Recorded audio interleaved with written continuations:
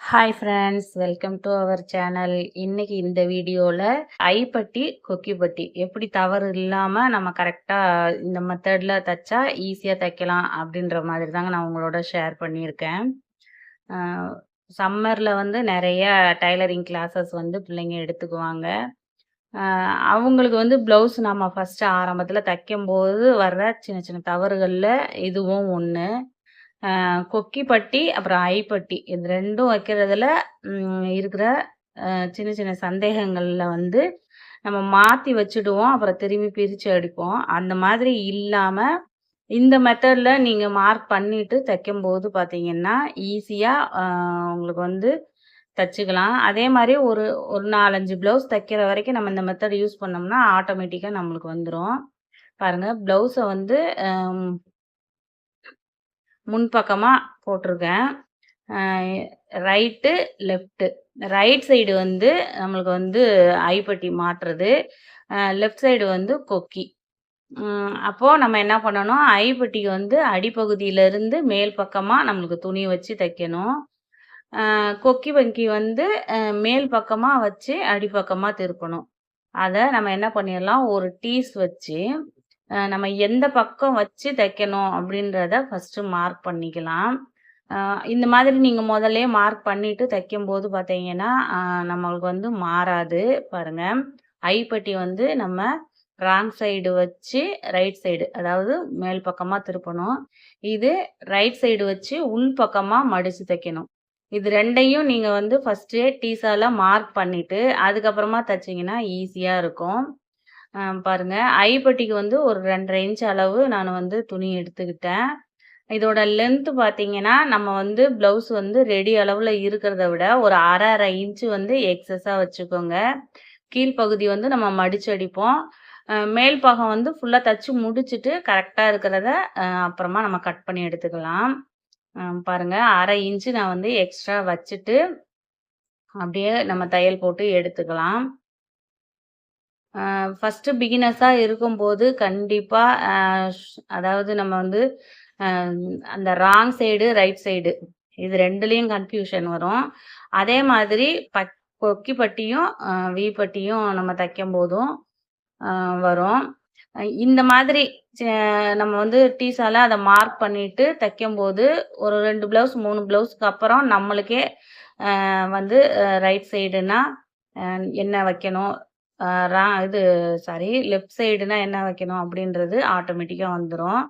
பாருங்க, நான் ஒரு 1/2 இன்ச் அளவு விட்டுட்டு மிச்சமா இருக்கிற துணிய கட் பண்ணிட்டேன். இப்ப ஒரு 1/2 இன்ச்சுக்கு நல்லா ஒரு மடிப்பு மடிச்சுக்கோங்க. உங்களுக்கு மடிச்சு நிக்கல அப்படின்னா, அதுலேருந்து ஒரு தையல் கூட நீங்க போட்டுக்கலாம்.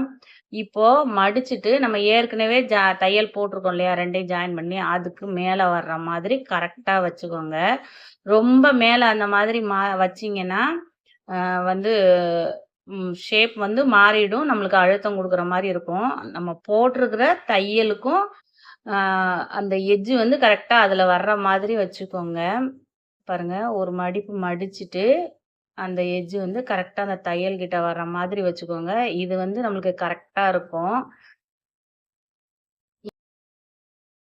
ஃபர்ஸ்ட்டு தையல் போடும்போது வந்து ஒரு ரிவர்ஸ் தையல் குடுத்து போட்டுக்கோங்க.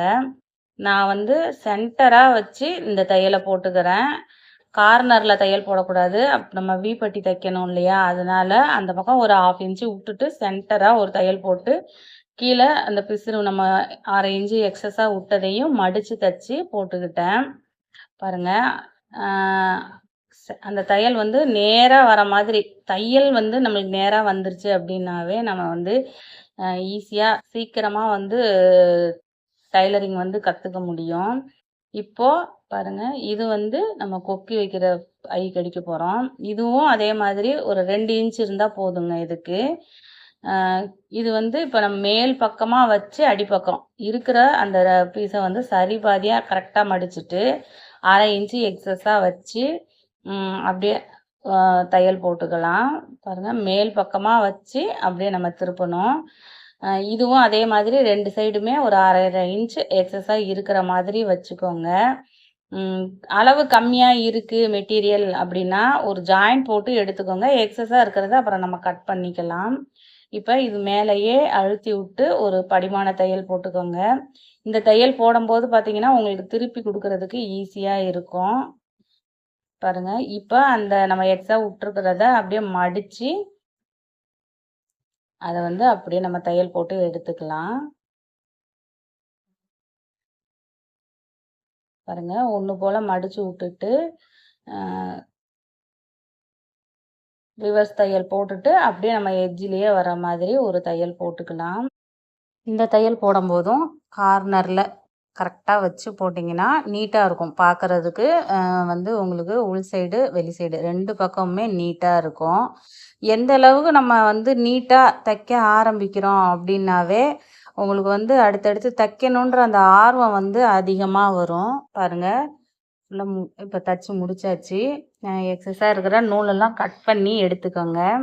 இப்போ நம்ம வந்து ஏற்கனவே அந்த ஐப்பட்டி தச்சு வச்சுருக்கோம். இப்போ கொக்கி பட்டி 2யும் வச்சு கரெக்டாக சமமாக இருக்கா அப்படின்றதையும் நம்ம வந்து செக் பண்ணிக்கணும். பாருங்கள், சரியாக இருக்குது. ப்ளவுஸ் எல்லாம் வந்து நம்ம தைக்கும்போது அளவுகள் மாறாமல் இருக்கணும் அப்படின்னா அப்பப்போ நம்ம தைக்கிறத வந்து கரெக்டாக ஈவனாக இருக்கா அப்படின்றதையும் நம்ம செக் பண்ணிக்கோங்க.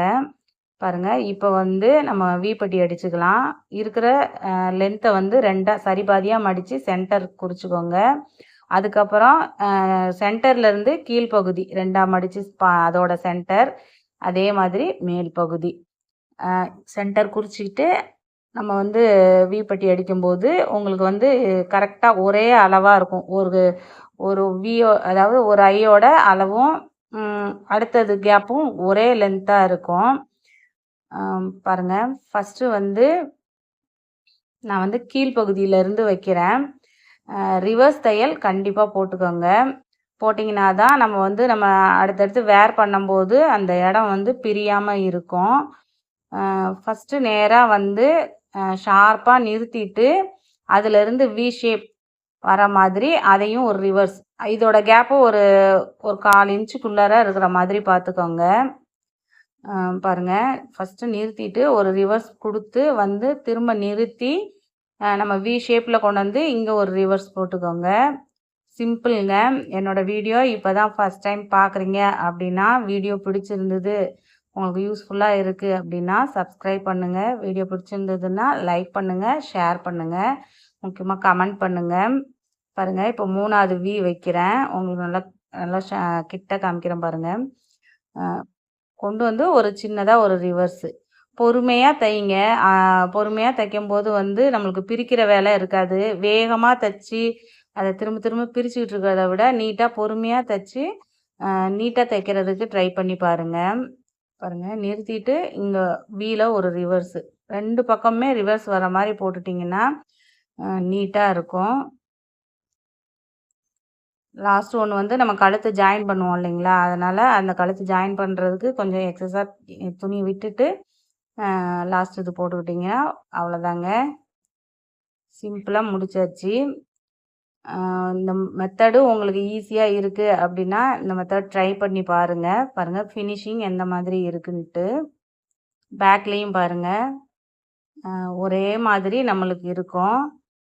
ப்ளவுஸ் தைக்க ஆரம்பிக்கிறோம் அப்படின்னா ஒவ்வொரு விஷயங்களையும் நீட்டாக நம்ம செய்ய ஆரம்பிச்சிட்டோம் அப்படின்னாவே வந்து தைக்கிற ஆர்வம் வந்து நம்மளுக்கு அதிகமாக வரும். அடுத்தடுத்து வந்து ஃபினிஷிங்காக தைக்கும்போது சீக்கிரமாக நம்ம டைலரிங்கும் கற்றுக்க முடியும். பாருங்கள், இது வந்து கொக்கி பீஸ் பக்கமும் அதே மாதிரியே ஒரே மாதிரி சுருக்கம் இல்லாமல் நீட்டாக தைச்சாச்சு. டாட்டா பாய்.